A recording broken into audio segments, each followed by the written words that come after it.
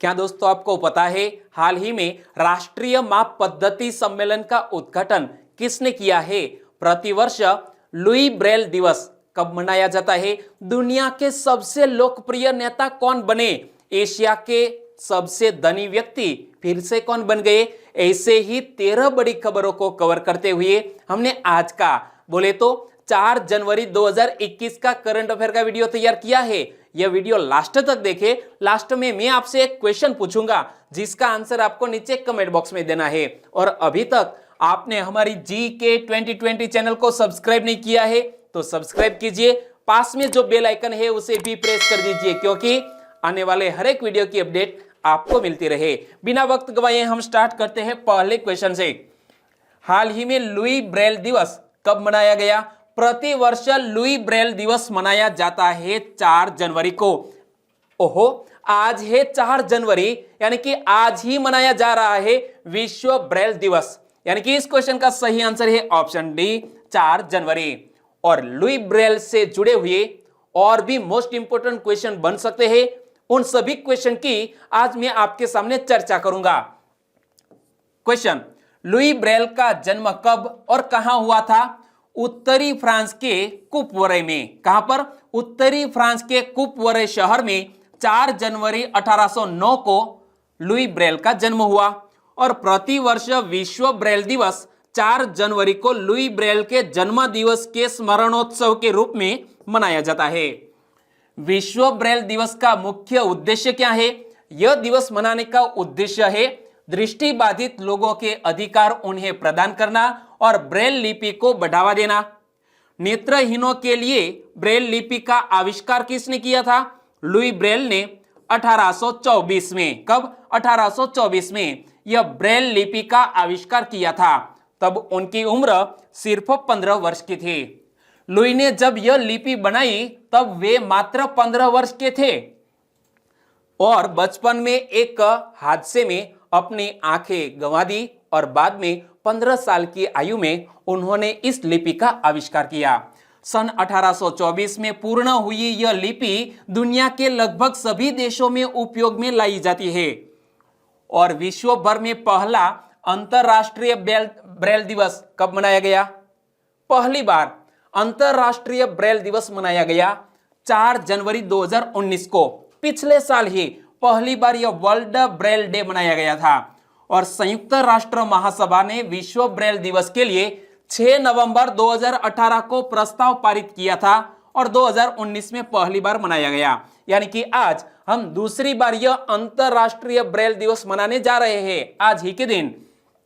संयुक्त राष्ट्र के मुताबिक विश्व भर में करीब कितने मिलियन लोग देख नहीं सकते हैं?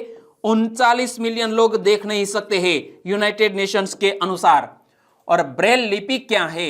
ब्रेल एक लेखन पद्धति है। यह नेत्रहीन व्यक्तियों के लिए सृजित की गई थी और ब्रेल एक स्पर्शनीय लेखन प्रणाली है। एक स्पर्शनीय लेखन प्रणाली, और इसे एक विशेष प्रकार के उभरे कागज पर लिखा जाता है।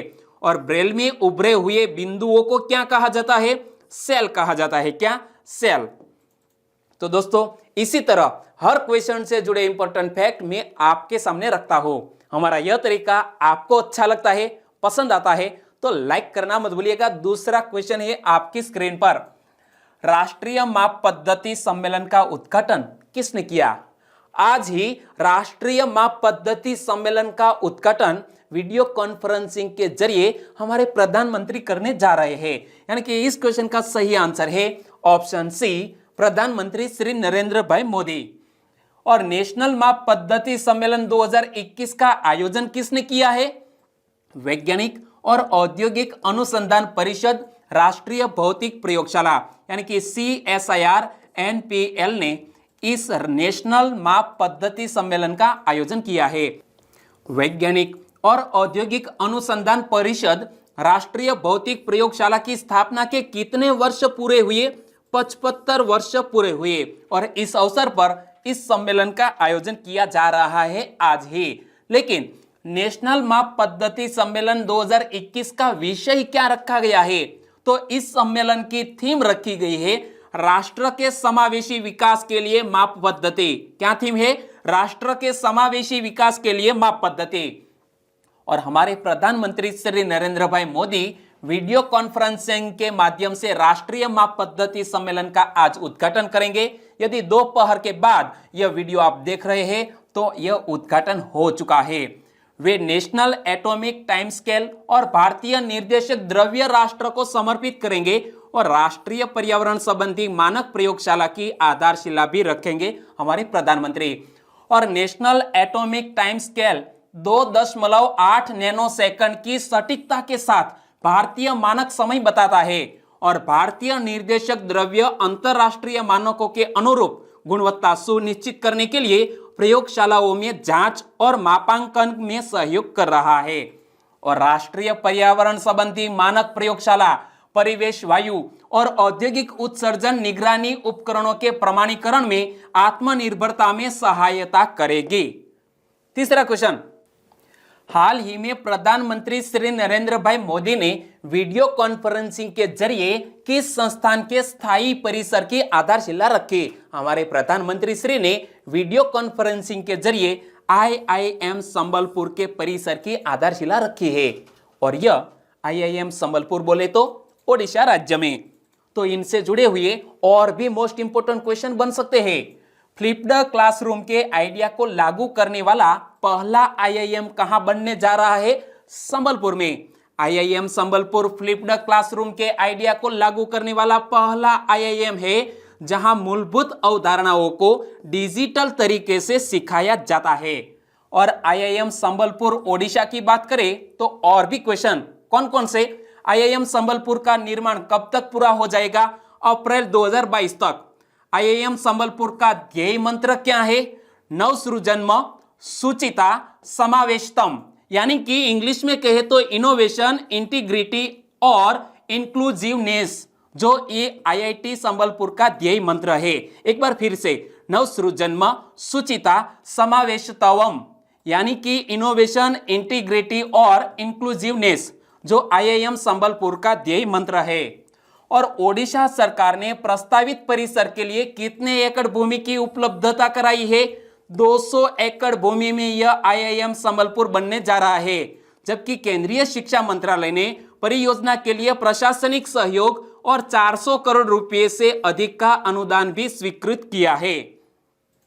और साल 2014 तक भारत में कितने IIM थे? 2014 तक भारत में सिर्फ 13 IIM थे और वर्तमान समय में यानी कि 2020 खत्म होने पर हमारे भारत देश में कितने IIM है? अब 20 है। 2020 खत्म हुआ, 20 IIM है। और संबलपुरी टेक्सटाइल भी देश विदेश में मशहूर है। बांदा एकड़ फैब्रिक, उसका यूनिक पैटर्न, डिजाइन और टेक्सचर बहुत ही खास है। इमेज में आप देख सकते हैं। तो यह संबलपुर की मोस्ट इंपोर्टेंट फैक्ट को आपको याद रखना है। चौथा क्वेश्चन, निम्न में से किस कार्यक्रम का उद्देश्य राज्य और केंद्र शासित प्रदेशों के लोगों के बीच आपसी समझ और तालमेल को बढ़ाना है? एक कार्यक्रम हमारी केंद्र सरकार ने लॉन्च किया है और इस कार्यक्रम का नाम है एक भारत श्रेष्ठ भारत कार्यक्रम। और इस कार्यक्रम के तहत राज्य और केंद्र शासित प्रदेशों के लोगों के बीच जो आपसी समझ और तालमेल है उसको बढ़ावा देना है। यानी कि इस क्वेश्चन का सही आंसर है एक भारत श्रेष्ठ भारत कार्यक्रम। और इनमें दो राज्यों की एक पैर बनाई जाती है, दोनों की संस्कृति, उनके सामाजिक रीति रिवाज आपस में दोस्तों इंटरेक्ट किया जाता है, यानी कि एक दूसरे की संस्कृति जाने पहचाने, इसीलिए तो हम एक भारत श्रेष्ठ भारत बन सकते हैं। आकाशवाणी ने विशेष श्रृंखला वार्षिकी 2020 के अंतर्गत एक भारत श्रेष्ठ भारत पर एक रिपोर्ट प्रस्तुत की और इसीलिए भी यह क्वेश्चन करंट अफेयर में आया। एक भारत श्रेष्ठ भारत कार्यक्रम का उद्देश्य राज्य और केंद्र शासित प्रदेशों के लोगों के बीच आपसी समझ और तालमेल को बढ़ाना है। 2014 में सत्ता में आने के बाद प्रधानमंत्री श्री नरेंद्र भाई मोदी ने देश की एकता और अखंडता पर विशेष जोर दिया। प्रधानमंत्री ने सरदार वल्लभ भाई पटेल जी की 140वीं जयंती पर 31 अक्टूबर 2015 को एक भारत श्रेष्ठ भारत योजना की घोषणा की। कब?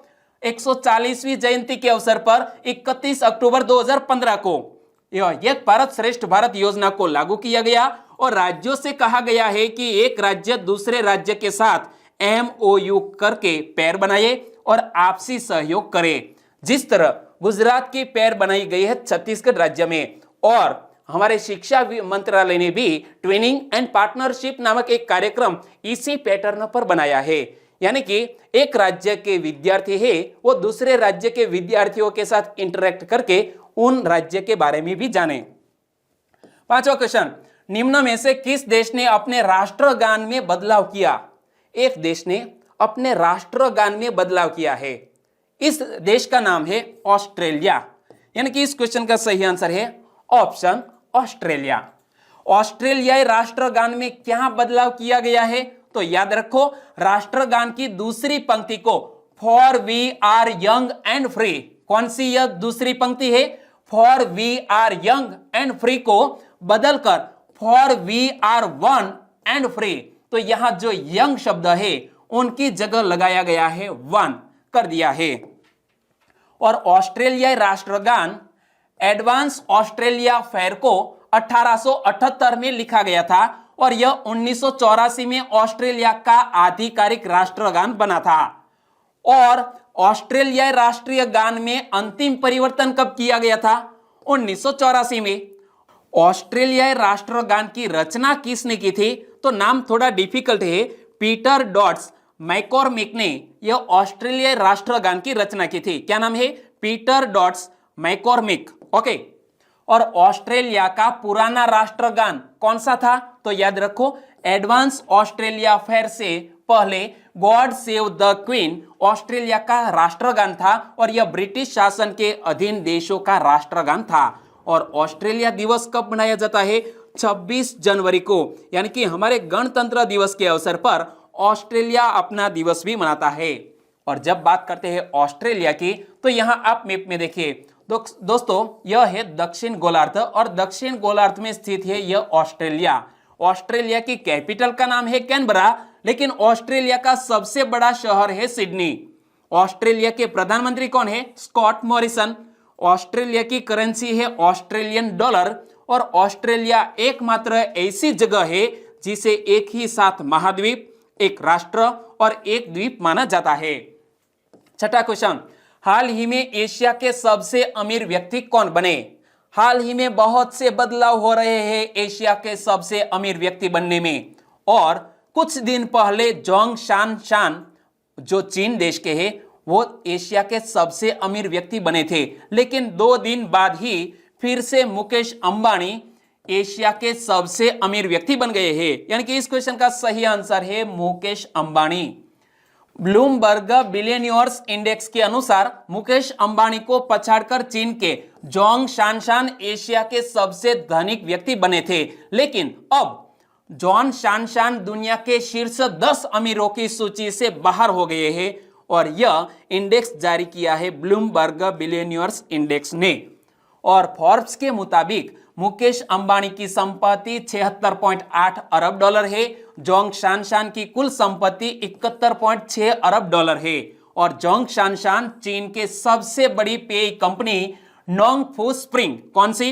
नोंगफू स्प्रिंग के संस्थापक और अध्यक्ष है, लेकिन अब वो टॉप 10 में भी शामिल नहीं है। और साल 2020 के अंत तक मुकेश अंबानी दुनिया के शीर्ष 10 अमीरों की सूची से बाहर हो गए थे, लेकिन अब वे दोबारा एशिया के सबसे अमीर व्यक्ति बन गए हैं। और Forbes real time billionaires index के अनुसार मुकेश अंबानी अब दुनिया के सबसे रईस शख्स की सूची में 9वें स्थान पर है। कौन से? 9वें स्थान पर। और मौजूदा समय की 3 टॉप धनी व्यक्तियों की बात करें तो मौजूदा समय में अमेज़न के संस्थापक जेफ बेजोस दुनिया के सबसे अमीर व्यक्ति है। बेजोस के पीछे दूसरे स्थान पर टेस्ला और स्पेस एक्स के एलोन मस्क, कौन? एलोन मस्क, वो दूसरे स्थान पर है। जबकि तीसरे स्थान पर माइक्रोसॉफ्ट के संस्थापक कौन? बिल गेट्स है तीसरे स्थान पर। जेफ बेजोस पहले स्थान पर, एलोन मस्क दूसरे स्थान पर, बिल गेट्स तीसरे स्थान पर। 7वां क्वेश्चन, निम्न में से किस राज्य में बागवानी के लिए एशियाई विकास बैंक $10 मिलियन का ऋण प्रदान करेगी? Asian development bank Himachal Pradesh में बागवानी के लिए $10 मिलियन का ऋण प्रदान करेगी। यानी कि इस क्वेश्चन का सही आंसर है हिमाचल प्रदेश। और एडी के बारे में, एशियन डेवलपमेंट बैंक के बारे में कल ही मैंने आपको बताया था। आपको जितना याद है नीचे कमेंट बॉक्स में लिख सकते हैं। हाल ही में एशियाई विकास बैंक ने हिमाचल प्रदेश में परियोजनाओं के लिए भारत के साथ ऋण समझौते पर हस्ताक्षर किए हैं। हिमाचल प्रदेश में बागवानी के विस्तार के लिए एक ऋण समझौते पर हस्ताक्षर किए गए और भारत और एशियाई विकास बैंक ने कल ही वीडियो में मैंने आपको बताया था कि असम में 120 मेगावाट जल विद्युत संयंत्र के निर्माण के लिए 231 मिलियन डॉलर के ऋण पर हस्ताक्षर किए गए और इस प्लांट से घरों में बिजली की उपलब्धता में वृद्धि होगी। क्लियर है दोस्तों? तो एडीबी के बारे में लिखना मत भूलिएगा, एडीबी एशियन डेवलपमेंट बैंक। और जब बात करते हैं हम हिमाचल प्रदेश की, तो यहाँ मैप में देखिए, यहाँ पर लद्दाख, जम्मू कश्मीर, पंजाब, हरियाणा और यहाँ थोड़ा सा उत्तर प्रदेश और उत्तराखंड से सटा हुआ है यह हिमाचल प्रदेश। हिमाचल प्रदेश का शाब्दिक अर्थ है बर्फीले पहाड़ों का प्रांत और हिमाचल प्रदेश की दो कैपिटल है, एक कैपिटल का नाम शिमला और दूसरी कैपिटल का नाम है धर्मशाला। और हिमाचल प्रदेश के राज्यपाल कौन है? बंडारू दत्तात्रेय। और हिमाचल प्रदेश के मुख्यमंत्री है जयराम ठाकुर। और हिमाचल प्रदेश से जुड़ा हुआ एक यूनिक वीडियो हमने कुछ दिन पहले ही हमारे चैनल पर अवेलेबल करवाया है, आपकी जरूरत के लिहाज से देख सकते हैं। हिमाचल प्रदेश 2020 में कौन कौन सी घटनाओं के कारण सुर्खियों में रहा, इस वीडियो में आपको प्रोवाइड किया गया है। 8वां क्वेश्चन, हाल ही में बूटा सिंह का निधन हो गया, वे किस पार्टी के दिग्गज नेता थे? इमेज में देख सकते हैं, नाम है बूटा सिंह, वो कांग्रेस पार्टी के एक दिग्गज नेता थे। यानी कि इस क्वेश्चन का सही आंसर है ऑप्शन बी, कांग्रेस। कांग्रेस के लिए हाथ का पंजा जो चुनाव चिन्ह है, उस चुनाव चिन्ह को दोस्तों पसंद करने में इस व्यक्ति ने, बूटा सिंह ने अहम योगदान दिया था। तो कांग्रेस के लिए हाथ का पंजा चुनाव चिन्ह चुनने में अहम भूमिका निभाने वाले दिग्गज कांग्रेसी नेता बूटा सिंह का निधन हो गया है और वे 86 साल के थे। और बूटा सिंह ने अपने लंबे राजनीतिक जीवन में केंद्रीय गृह मंत्री, रेल मंत्री, कृषि मंत्री समेत कई महत्वपूर्ण जिम्मेदारियां निभाई। इसके साथ ही बिहार के राज्यपाल और राष्ट्रीय अनुसूचित जाति आयोग के अध्यक्ष भी रहे और वह 8 बार लोकसभा के सदस्य निर्वाचित हुए। उन पर इंदिरा गांधी के विश्वास का अंदाजा इस बात से लगाया जा सकता है कि 1978 में जब इंदिरा ने कांग्रेस बनाई तो नए चुनाव चिन्ह का चयन करने के लिए पीवी नरसिंह राव और बूटा सिंह पर भरोसा जताया और चुनाव आयोग ने उस वक्त कांग्रेस को 3 चुनाव चिन्ह आवंटित किए थे, हाथी, साइकिल और हाथ का पंजा। इन तीनों में से एक को पसंद करना था, तो उसमें से किसी एक को चुनने का जो विकल्प दिया गया उसमें चुना गया हाथ का पंजा और यह सिफारिश किसने की? बूटा सिंह ने। तो इसके बाद बूटा सिंह ने इंदिरा गांधी जी को फोन करके हाथ चुनाव चिन्ह चुनने के लिए कहा था। क्लियर? 9वां क्वेश्चन, हाल ही में किसको उपचुनाव आयुक्त नियुक्त किया गया है? हाल ही में उमेश सिन्हा को, किसको? उमेश सिन्हा को उपचुनाव आयुक्त नियुक्त किया गया है। यानी कि इस क्वेश्चन का सही आंसर है उमेश सिन्हा। इमेज में आप देख सकते हैं, उमेश सिन्हा को भारतीय निर्वाचन आयोग में उपचुनाव आयुक्त नियुक्त किया गया है। 1986 बैच के आईएएस अधिकारी जो कि फिलहाल सेवानिवृत्त है, उमेश सिन्हा वर्तमान में चुनाव आयोग में महासचिव के पद पर कार्यरत है। और उमेश सिन्हा चुनाव आयोग द्वारा चुनाव प्रचार के दौरान उम्मीदवारों के चुनाव खर्च को संशोधित करने के मुद्दे पर गठित एक समिति का हिस्सा भी होंगे। और दोस्तों, जब बात करते हैं निर्वाचन की, तो इनसे जुड़े हुए 3 क्वेश्चन आज मैं आपके सामने रख रहा हूं। भारत के मुख्य चुनाव आयुक्त कौन है? सुनील अरोड़ा। मुख्य चुनाव आयुक्त का गठन कब किया गया? 25 जनवरी 1950 को। मुख्य चुनाव आयुक्त मुख्यालय कहां पर स्थित है? नई दिल्ली में स्थित है। और यह मुख्य चुनाव आयुक्त की बात करते हैं तो हमारे इलेक्शन कमीशन ऑफ इंडिया का जिक्र हमारे संविधान के किस अनुच्छेद में किया गया है? आपको याद है तो नीचे कमेंट सेक्शन में लिखिए। 10वां क्वेश्चन, कोविड-19 के टीकाकरण की सूची का रिकॉर्ड रखने के लिए कौन से सॉफ्टवेयर का इस्तेमाल किया गया? दोस्तों, यह क्वेश्चन मैं आपको दूसरी बार बता रहा हूं क्योंकि कोविड-19 टीकाकरण की सूची का रिकॉर्ड रखने के लिए कोविन नामक एक सॉफ्टवेयर डेवलप किया गया है। यानी कि इस क्वेश्चन का सही आंसर है कोविन। हाल ही में टीकाकरण की सूची का रिकॉर्ड रखने के लिए कोविन सॉफ्टवेयर का इस्तेमाल किया जा रहा है। और जब बात करते हैं कोविड-19 वैक्सीनेशन की, तो भारत शायद एकमात्र ऐसा देश है जो कोरोना वायरस के खिलाफ 4 वैक्सीन के साथ वैक्सीनेशन को लेकर तैयारी की है। लेकिन कोरोना वैक्सीन से जुड़े और भी क्वेश्चन जो हमारे सामने आए, वो कौन कौन से क्वेश्चन थे? ब्रिटेन ने किस वैक्सीन को मंजूरी दी है? फाइजर और एस्ट्राजेनेका को। तो अमेरिका ने किस वैक्सीन को इमरजेंसी इस्तेमाल को मंजूरी दी? फाइजर।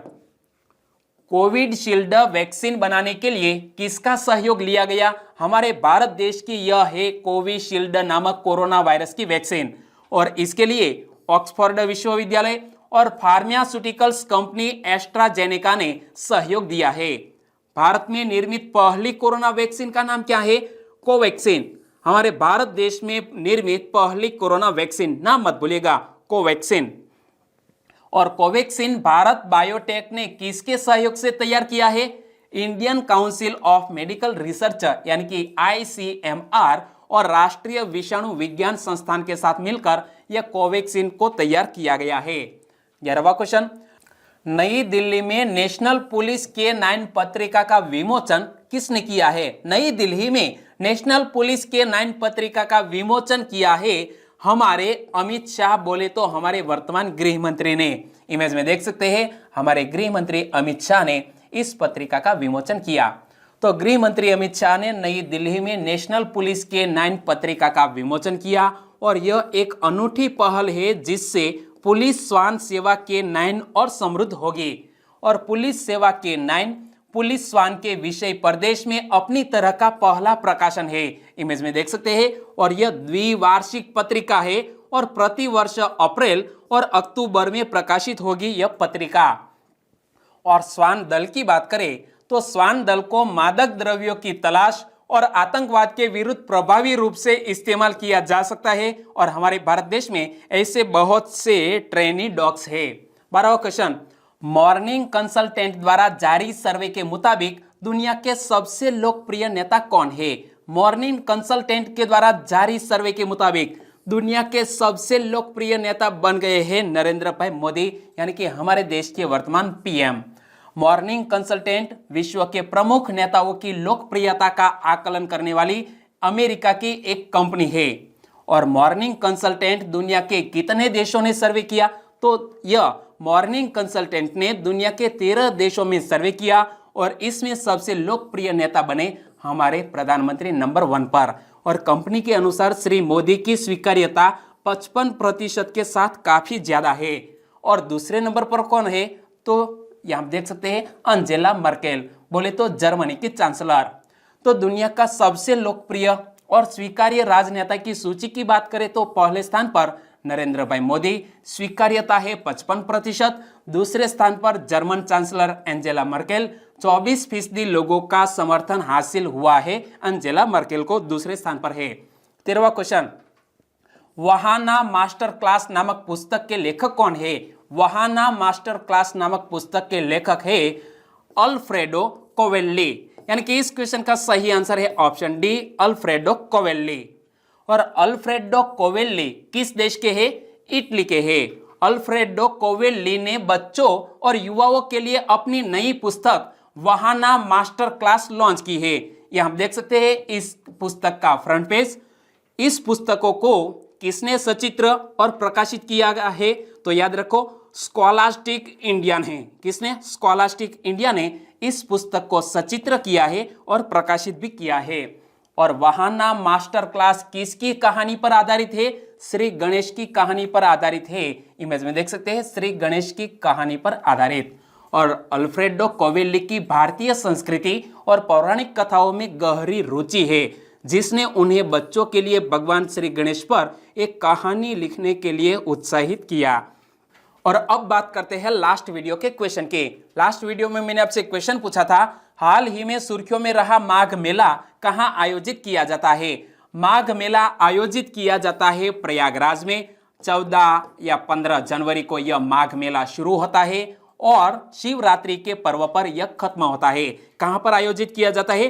प्रयागराज में। प्रयाग यानी कि 3 नदियों का संगम स्थान, वहां पर यह मेला आयोजित किया जाता है।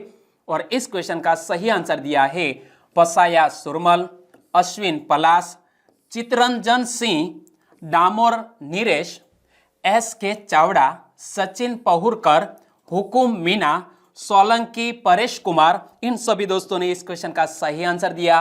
मानसी प्रजापति, अमित कुमार, महेश बारिया, वेरमाज इंग्लिश क्लासेस, हिरेन आसोडिया, ओगनिया उत्तम फ्रॉम सुरेंद्रनगर से, चावड़ा पूजा, काल सिंह मावी, इन सभी दोस्तों का भी आंसर बिल्कुल सही।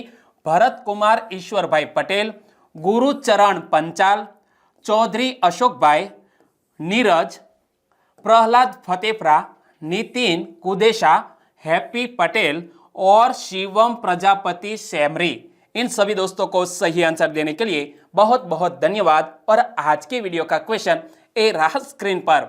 1948 में पुणे में अपने पति के साथ मिलकर एक विद्यालय की स्थापना किसने की थी? इमेज में आप देख सकते हैं। यदि पहचानते हैं तो आंसर दीजिए नीचे कमेंट बॉक्स में। और कल ही इसके बारे में मैंने आपको डिटेल में बताया था। और आज का वीडियो आपको अच्छा लगा है, हेल्पफुल लगा है, तो इस वीडियो को फेसबुक, व्हाट्सएप या टेलीग्राम के जरिए इस वीडियो के लिंक आपके दोस्तों को शेयर करना मत भूलिएगा।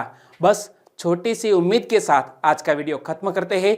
फिर मिलेंगे नए करंट अफेयर वीडियो के साथ। तब तक के लिए टेक केयर एंड जय हिंद।